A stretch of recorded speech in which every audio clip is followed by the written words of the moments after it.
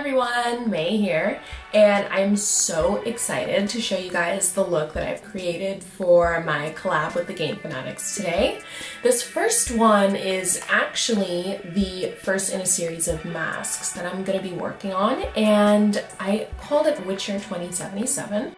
It is based on the color scheme of Witcher 3, which I am so obsessed with. If you follow me on any social media, you'll know how much I love that game. And I have been so excited for Cyberpunk 2077, which was that little teaser that CD Projekt Red showed us back a few years ago. That was what kind of inspired me to go ahead and do the mask. So I pulled the color scheme, which was like the oranges and the reds with a little bit of those earthy tones on the lid from Witcher 3, and the actual shape and the finished product was pulling off of that Cyberpunk 2077 vibe. What I used to actually create the look were these palettes by Morphe. So I used the Jaclyn Hill palette and the 35W palette. So from the Jaclyn Hill palette, I pulled a lot of the oranges and the browns.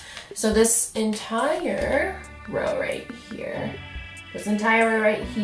and then a couple of the browns there, to get all of those earthy tones in the mask. From this 35W palette, I took this kind of like auburn color down here, and it's not so much of an like ashy brown as the other one is, like in the Jaclyn Hill palette. So it's a little warmer, which I found added a nice contrast to it. And for the highlight that I used along the nose, which I thought was actually a lot of fun, I used Revolt from, I wonder if it'll come up, from the Urban Decay Electric palette, which is actually one of like my favorite palettes. I use it so often. The colors are so pigmented. It's so fantastic. To blend all that together, the brush I used was a Pro Crease brush from Sephora, and the look was literally so much blending. It took me ages, but it all worked out since these shadows all blended so nicely. So if you guys wanted to see how I created this look, then just keep on watching.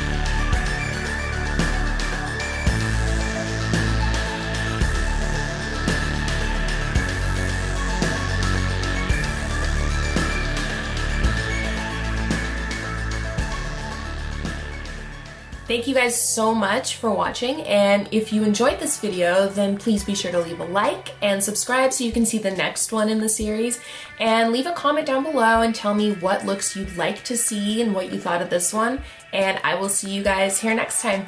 Bye!